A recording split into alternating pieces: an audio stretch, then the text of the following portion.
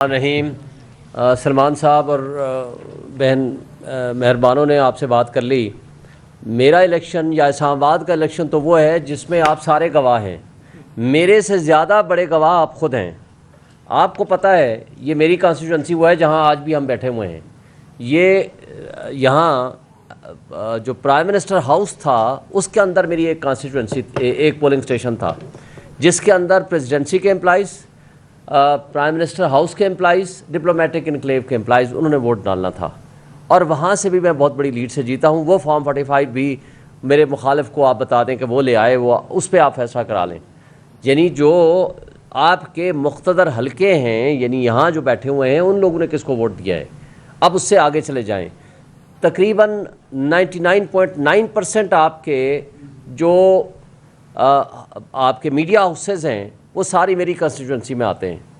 आपके सारे reporters maximum मुझे उस दिन मिले जो तमाम पोलिंग स्टेशंस पे अपनी अपनी ड्यूटीज़ अदा कर रहे थे और वो रिज़ल्ट्स भी कंपाइल वो सारे उनके पास था, फ़ोटोकॉपियाँ भी थी बाकी भी। और जो मैंने पटिशन फ़ाइल की है इत्तेफाक से उस पर मैंने जियो समेत बाकी वो मैंने अपनी पटिशन में वो रिज़ल्ट्स की कॉपी करके वो जो आ रहा था वो रिज़ल्ट मेरा रात सुबह के 4 बजे तक वो मैंने साथ उसके साथ अनेक्स भी किया है और उस पटिशन का हिस्सा भी बनाया है। देखें बात यह है कि किसको नहीं पता, आपको भी पता है, इंटरनेशनल मीडिया को भी पता है। इत्तेफाक से इस हलके में इंटरनेशनल मीडिया भी सबसे ज़्यादा एक्टिव था, उन सब के पास वो रिज़ल्ट्स मौजूद है।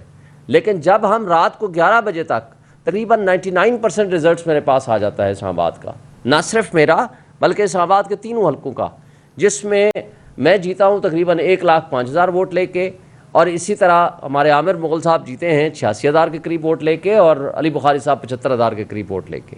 और जो हमारे मद्दे मुकाबिल थे उनके आधे से भी कम वोट थे, यानी वो आधे तक भी नहीं पहुँच पाए, ये सबको पता है। फिर आपने सलमान साहब ने बहुत सारी तफसील के साथ आप बता दिया।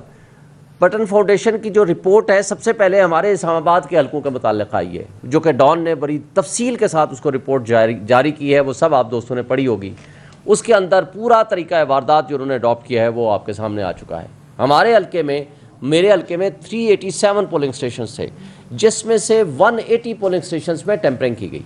कुछ ऐसे हैं जिनके ऊपर टेम्परिंग की गई, जिस तरह यास्मीन राशिद और नवाशी वाले हलके में की गई। कुछ ऐसे किए कि स्वैप कर दिए, यानी जो मेरा वोट है उसके खाते में डाल दिया, उसका वोट मेरे खाते में डाल दिया। और तीसरा तरीका वारदात ये किया कि मेरे वोट कम कर दिए, उसके वोट बढ़ा दिए। और बहुत सारे हलकों में उन्होंने 99% या 100% वोट डाल दिए उनके खाते में। और बहुत सारे हलकों में, यानी जो जहाँ जहाँ ये टेम्परिंग की है, वो 90% प्लस और 80% प्लस वहाँ वोट की रेशो शो की है, और बाकी की हर जगह पे 45% तकरीबन वो रेशो है। तो वो सारा कुछ रिकॉर्ड और सबूत मौजूद है। लेकिन बदकिस्मती से सिर्फ राइट फ्रॉम द बिगिनिंग, जिस तारीख से हमने फॉर्म जमा कराया, पहले हमारे फॉर्म रिजेक्ट किए, नॉमिनेशन फॉर्म छीने गए, हमें इलेक्शन नहीं लड़ने दिया गया, लेवल प्लेइंग फील्ड नहीं मिला, बल्ले का निशान छीना गया। ये सारी चीज़ें ये प्री इलेक्शंस है।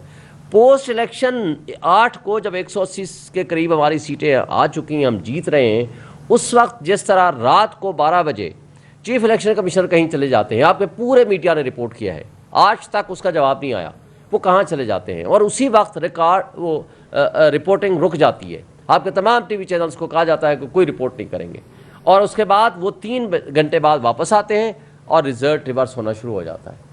और उसके बाद अगले दिन 9 फरवरी को जो कुछ उन्होंने किया वो आपके सामने है। अब मेरे हल्के में एक छोटा से, मैं इलेक्शन कमीशन के जराइम की एक बहुत बड़ी लिस्ट है, मैं छोटी सी आपको मिसाल पेश करूँ। ये सलमान के साथ भी किया था, जिसको हाई कोर्ट में बाद में उन्होंने रेक्टिफाई कर दिया, मेरे केस में रेक्टिफाई भी नहीं किया। मेरे केस में फॉर्म 47 3 है, एक बनाया 9 को, एक बनाया 10 को, एक बनाया 11 को, एक बनाया 12 को। अब जो उन्होंने सर्टिफाइड कापियां जमा कराई हैं, 12 का फॉर्म 47 है, 12 फरवरी का, 12 फरवरी का फॉर्म 48 है, 49 है, और 11 का नोटिफिकेशन है, यानी एक दिन पहले का नोटिफिकेशन है। वोटों की गिनती, consolidation of process of votes, वो उसके बाद का है। और जब हम हाई कोर्ट और इलेक्शन कमीशन में जाते हैं तो वो सिर्फ ये कह के हमें रिजेक्ट कर देते हैं कि जनाब आप ट्रिब्यूनल बन गए, आप उधर चले जाएं। ये नहीं फैसला करते कि जनाब ये notification itself void of an issue है, कि कैसे मुमकिन है कि आप वोटों की गिनती बाद में करते हैं। और फिर उनके जराइम की एक और बड़ी वजह, 11 तारीख को खुद मेरे केस में वो स्टे देता है इलेक्शन कमीशन ऑफ पाकिस्तान, वो कहता है process of consolidation is suspended. आप सारे गवाह हैं, आप लोगों की मौजूदगी में वो हुआ। फिर मैं चला जाता हूं आरओ के पास, वहां उस दिन मैंने प्रेस कॉन्फ्रेंस भी की थी। रिटर्निंग अफसर मुझे लिख के देता है राइटिंग ओरिजिनल कि process of consolidation is postponed. ये 11 फरवरी की बात है, लेकिन 11 को ही 2 घंटे बाद वो रिजल्ट आ जाता है कि जनाब ये नोटिफिकेशन आ गया आपका। और प्रोसेस ऑफ कंसोलिडेशन 12 को जाकर वो करते हैं, वो भी बैकडेटेड की बाद में उन्होंने, और आज तक वो फील्ड में है। फिर जब हमारा केस शुरू होता है, जज साहब ये कह देते हैं कि जनाब आप फॉर्म 45 ओरिजिनल ले आएँ और जवाब दे दें। वो जवाब देने और फॉर्म देने की बजाय भागम भाग चले जाए। इस दौरान ऑर्डिनेंस आ जाता है, और ऑर्डिनेंस कौन साइन कर रहा है? वो जो इनसे हारे हुए हैं तैमूर मलिक साहब से, माशाल्लाह चेयरमैन सेनेट साहब, उस दिन वो एक्टिंग प्रेसिडेंट साहब थे। ऑर्डिनेंस आ जाता है, यूसुफ रज़ा गिलानी साहब। और उसके बाद क्या करते हैं, फिर एक्ट भी बाद में आपको पता है वो आ गया। अब भागम भाग हमारे मुखालिफिन चले जाते हैं इलेक्शन कमीशन के पास। इलेक्शन कमीशन बगैर सुने हमें एक दिन ही में ही ऑर्डर कर देता है कि रिकॉर्ड सारा तलब कर लें इलेक्शन ट्रिब्यूनल से, और क्यों ना हम इसको ट्रांसफ़र कर दें। अब स्टे की तो पावर उनके पास ही नहीं, तो बजाय स्टे देने के, स्टे का दूसरा तरीका मोड अडॉप्ट किया कि रिकॉर्ड तलब कर लिया, और रिकॉर्ड इलेक्शन हाई कोर्ट से पूछे बगैर वहाँ से वो उठाते हैं, उठा करके इलेक्शन कमीशन में भेज देते हैं, और वो जनाब 3 दिन बाद 4 दिन बाद वो ऑर्डर कर देते हैं कि जनाब हमारा ट्रांसफ़र कर देते हैं। और इस दौरान जस्टिस जहांगीरी साहब जो हमारे ट्रिब्यूनल के सरबराह हैं, उनके खिलाफ डिग्री का इशू जारी हो जाता है, और न सिर्फ उन्हीं तक वो महदूद रहते हैं, बल्कि आज तक हमारा वो ट्रायल वो स्टे हुआ है, और जज साहब को बीच में जो ट्रिब्यूनल है वो चलने नहीं दिया जा रहा, और आज तक हम पेंडिंग बैठे हुए हैं कि कब हमारा ट्रिब्यूनल फंक्शनल हो तो हम अपने केस को आगे चलाएं। ये सिर्फ, और फिर एक और बात, उनके मैं इलेक्शन कमीशन के जराइम की बात कर रहा था। 10 तारीख को ट्रांसफ़र करते हैं, 7 तारीख को, यानी 10 तारीख तक एक ट्रिब्यूनल फंक्शनल है, 10 तारीख तक 7 तारीख को एक नोटिफिकेशन जारी करते हैं कि इस्लामाबाद रावलपिंडी के लिए हमने नया ट्रिब्यूनल बना दिया। भाई आपने अभी ट्रांसफ़र आर्डर तो पास नहीं किया, ट्रांसफ़र का फैसला नहीं हुआ, एक इलेक्शन ट्रिब्यूनल फंक्शनल है, वो काम कर रहा है, और स्टेट तो आपकी पावर नहीं है, वो उसकी आप एपलेट अथॉरिटी तो है नहीं।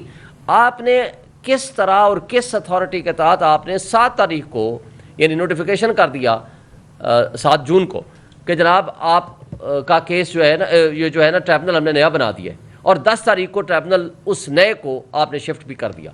तो ये सारी बहुत सारी बातें हैं, क्योंकि टाइम शॉर्ट है, मैं बहुत सारी बातों में नहीं जाना चाहता। सिंपल बात यह है कि इस वक्त इस करप्ट सिस्टम को बचाने में जो परसेप्शन है, बड़े अफसोस से कहना पड़ता है, वो उंगलियां जा रही हैं जस्टिस काजी फाइसा साहब की तरफ। हमारी उनसे रिक्वेस्ट है कि आपने 25 अक्टूबर को चले जाना है, तारीख में आपको खुद अपना तयन करना है कि आप अपना नाम जस्टिस मुनीर साहब के साथ लिखवाना चाहते हैं या तारीख में अच्छे अल्फाज के साथ लिखवाना चाहते हैं। अवाम का हक के हुक्मरानी है, ये मेरा आपका हमारा सिर्फ हक नहीं मारा गया, ये अवाम का हक मारा गया है। अवाम का हक के हुक्मरानी छीना गया है, जिसको हम वापस लेने की कोशिश कर रहे हैं। हमारी चीफ जस्टिस साहब से भी गुजारिश है कि आप इन केसेस से अपने आप को अलग कर लीजिए। क्यों अलग कर लीजिए, उसकी बहुत सारी तफसीलात हैं। मेरा ख्याल है हम अप्लीकेशन भी दे चुके हैं, और वो बसरा साहब भी मेरा ख्याल है इस पर बात करेंगे। Thank you.